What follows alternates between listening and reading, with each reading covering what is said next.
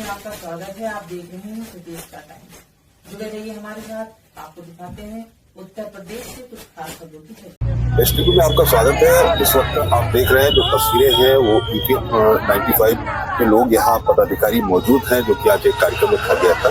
हम यहाँ के पदाधिकारियों से बात करते हैं, जो कि हमारे साथ के.एस. तिवारी जी हैं। तिवारी जी, आपका हमारे चैनल में बहुत बहुत स्वागत है।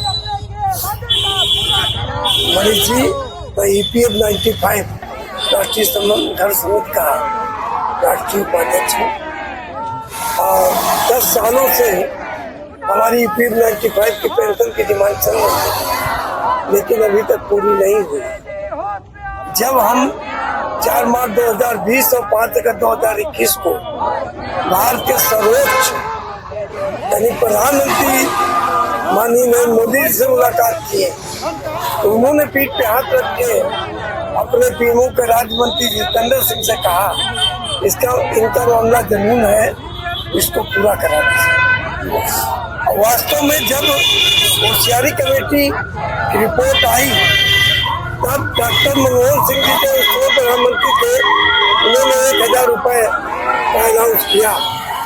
तो इलेक्शन चल रहा था 4 फरवरी 2014 को इसी बीजेपी के प्रवक्ता प्रकाश जावड़ेकर ने प्रेस कॉन्फ्रेंस बुला करके अनाउंस किया कि 1000 रुपए का इन कर्मचारियों के लिए भीख है। मेरी सरकार आएगी तो मैं होशियारी कमेटी की रिपोर्ट 3500 पेंशन पर दिए ये लागू करूंगा, पदपदवी को चिकित्सा सुविधा दूंगा। वो आज तक नहीं हो पाई और इसी तरह इन्होंने हम बराबर रास्ता रोको आंदोलन हो, चाहे जंतर मंतर पर अनशन हो, चाहे रामलीला मैदान पर सभाएं हो, हर तरह के कार्यक्रम हमने किए। पूरे भारत और उसके 27 राज्यों में घूम घूम कर प्रचार किया और 27 राज्यों के तहसील से लेके जिला तक मेरे पदाधिकारी हैं और इस समय 81 लाख पेंशनर इस ईपीएफ 95 पे है और 9 करोड़ कर्मचारी इससे आच्छादित है। इन्होंने ये समझा है कि इनकी संख्या कम आती है, क्या करेंगे? हमारे बूढ़े लोगों का श्राप ले रहे हैं। हम लोग केवल पदाधिकारियों को ही बुला करके सब करते हैं कार्यक्रम। जिस दिन अगर चाहे तो 5-10 लाख पेंशनर को हम दिल्ली में इकट्ठा कर सकते हैं। उसके बावजूद उन्होंने 8 फरवरी 2022 को नीलम समी ईपीएफओ और वित्त सचिव स्वामीनाथन से 2.5 घंटे वार्ता कराई। हमने 250 पेज का मेमोरेंडम उन्हें दिखाया, उन्होंने माना, लेकिन उसके बावजूद भी अभी तक नहीं। 3 सब मंत्री निकल गए, चाहे संतोष गंगवार जी हो, चाहे भूपेंद्र यादव जी हो और मनसुख मांडविया जी है। ये कहते हैं मैं आपका काम कर रहा हूँ। मैंने इनसे कई बार कहा कि अभी तक जो लेटर आपने पीएमओ ऑफिस या वित्त मंत्रालय भेजे हो तो उसकी कॉपी हमें दे दो। वो कहे मुझ पर विश्वास करिए, काम हो जाएगा। तो आश्वासन पर हम लोग टिके हुए हैं। अब हम लोगों ने जान लिया है कि सरकार ऐसे ही चलती रहेगी, तो हम लोगों ने निर्णय ले लिया है 28 जनवरी से सब शुरू हो रहा है। प्रधानमंत्री जी, उसके बाद जो पहली फरवरी का बजट आएगा, अगर इस बजट में मेरा काम नहीं हुआ, इनके साथ अत्याचार करना बंद कर दो। कमांडर साहब ने ये जो तुम्हारा राष्ट्रीय नाटक चल रहा है, को हम हिंदुत्व को एक करके जो छुरा भोंक रहे हो, में परिवर्तित करेंगे। सभी हिंदू हैं, सम्मति करेंगे, लेकिन जब पेंशन नहीं देगी, चाहे पीएमओ कराएंगे, क्या चाहे वित्त मंत्रालय है, तो हम लोग तो घुट घुट के नहीं मरना को उतारू हो मरना गए, है, चाहे जो कुछ के मैदान में मरना है। संघर्ष को कर रहे हैं। मैं तो कहता हूँ प्रधानमंत्री से ज्ञापन रामलीला मनसुख मैदान में मांडविया भी जी कहा को था, जंतर ईपीएफ मंतर में भी कमिश्नर कहा लखनऊ के था माध्यम से कि दिया प्रधानमंत्री जी और डीएम के हमारे माध्यम जितने से लोग इकट्ठा है प्रधानमंत्री तक पहुंचाएंगे। 15,000 ये 27 तक इनको मेरी चढ़ने डेट वाला है। बाग बना दो, जितने सांसद हैं उनके चलवा द्वारा दो गोली। पहुंचाएंगे और ये कार्यक्रम मेरे बराबर चल रहे हैं। उसके बावजूद अगर सरकार नहीं देखती है, नहीं सुनती है, तो हमने आपको आखिरी बात बता दी है कि हम लोग अब 200-250 रोज मरते हैं तो उनकी ड्योढ़ी पर जाके मरेंगे, हमारी अगली पीढ़ी को मिलेगा। ये कहते पैसा नहीं, पैसा नहीं, अरे इनके पास तर्पस है, 60,000 करोड़ रुपया है, वो हमारा ही जमा किया हुआ है। ये 15,000 करोड़ रुपए से पेंशन बांटते हैं, 45,000 करोड़ रुपया इनके पास भी बच जाता है। ये कहते हैं अगर ये पैसे से बांट देंगे तो आगे 30 साल में खत्म हो जाएगा। अरे जो जिंदा है उनके मरने के बाद जो वो आएंगे उनको भी यही कहेंगे कि मैं 30 साल के बाद के लिए कर रहा हूँ।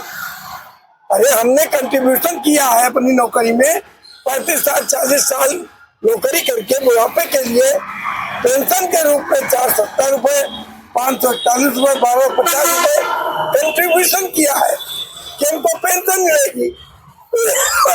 और अब तक वो पेंशन के साथ 1,000 रुपए, 2,000 रुपए, 3,000 रुपए इस तक पेंशन मिल रही है। इससे किसी पति के क्या गुजारा हो सकता है आज की महंगाई में? तो ये सरकार जो कर रही है, हम लोग अब आखिरी दम पर आ गए हैं, इससे निपटना है। कितने वर्षों से संघर्ष कर रहे हैं? लगभग हमें 9 वर्ष हो गए पूरे। मेरा बुल्डाना में 5 वर्ष से ऊपर अनशन चल रहा है, जो विश्व में नंबर 1 का अनशन है। इससे बड़ा अनशन अभी तक ये 9 वर्षों में आपने बहुत सारे आंदोलन किए, जो कि आपने बहुत सारे अनशन किए, अभी तक आपको किसी प्रकार की कोई सफलता नहीं मिली? कोई सफलता नहीं मिली। क्या उम्मीद है आपको? आश्वासन मिला और आश्वासन से ही हम लोग शांत रहे, लेकिन अब उसकी आखिरी हो गई है कि आश्वासन पे हमें जिंदा नहीं रहना है। हमारे पास जो 4 सूत्री मांग पत्र है, 7500 रुपए पेंशन पर दिए, उसके अलावा पति को चिकित्सा सुविधा, उसके अलावा 4/11/2022 सुप्रीम कोर्ट का आदेश लागू किया जाए और जो निगमों में काम करने के बाद पेंशन से मेंबर नहीं है उनको 5,000 रुपए पेंशन दी जाए। यही मेरा कहना है।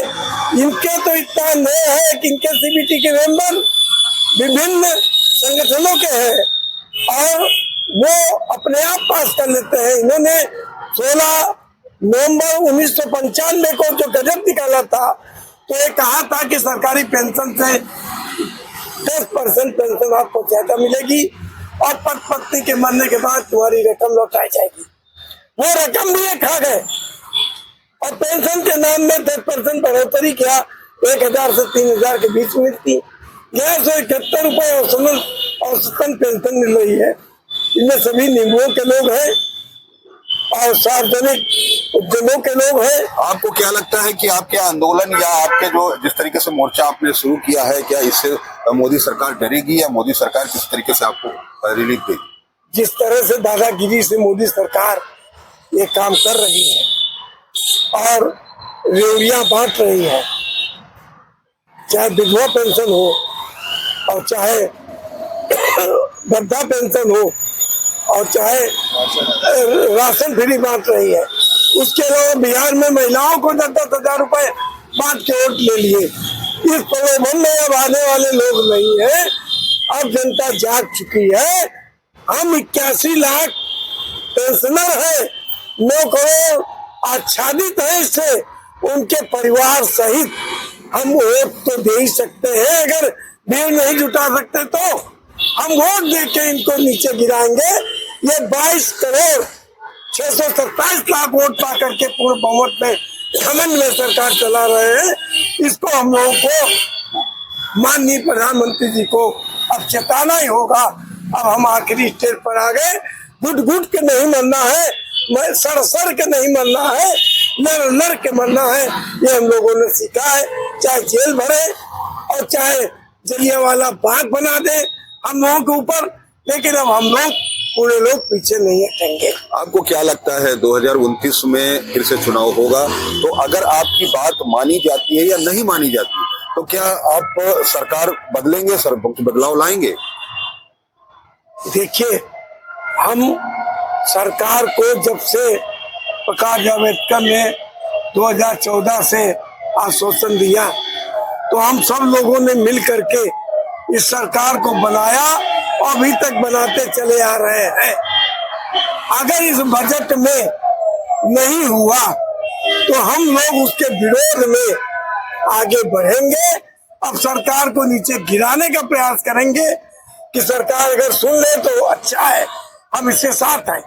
ये जो हिंदुत्व का नारा दे करके सरकार बना लेते हैं, तो जनता जाग चुकी है, इनका फिलस्फी खेल अब नहीं चलेगा। विकल्प में कौन सी आपको सरकार बेहतर लग रही है?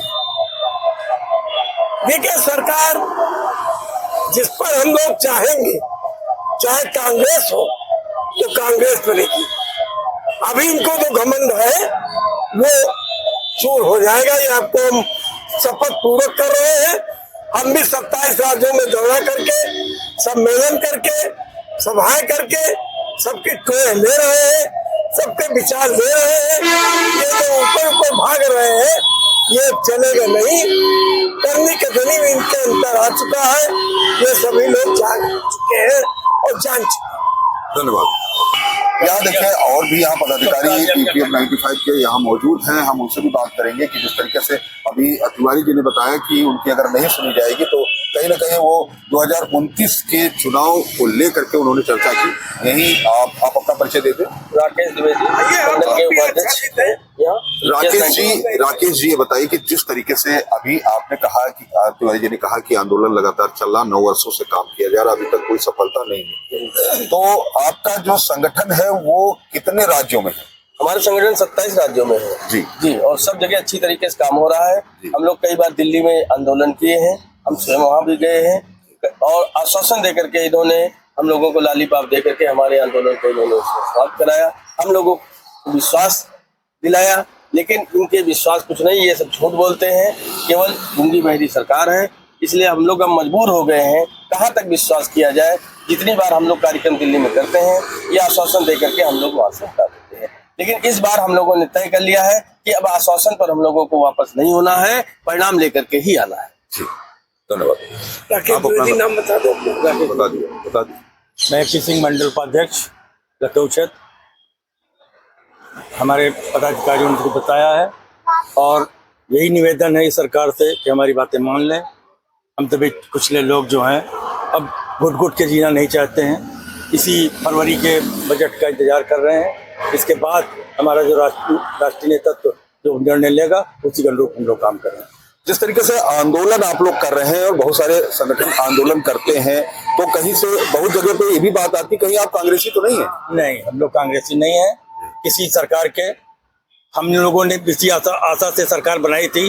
जावड़ेकर महोदय ने कहा था कि हम ऐसा करेंगे, उनके निर्णय पर आश्वासन के एक सक्षम नेता थे वो, उनके आश्वासन को लेकर के हम लोगों ने सरकार बनाई और उम्मीद करते रहे।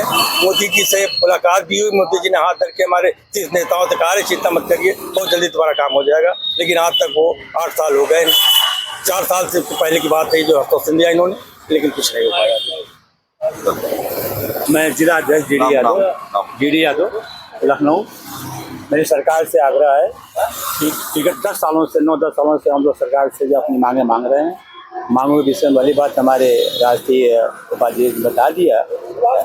हम लोग ये इनकी जो नियत है, इनकी नियत पर शक हो रही है, इनके करने कथनी पर मुझे जो शंका हो रही है।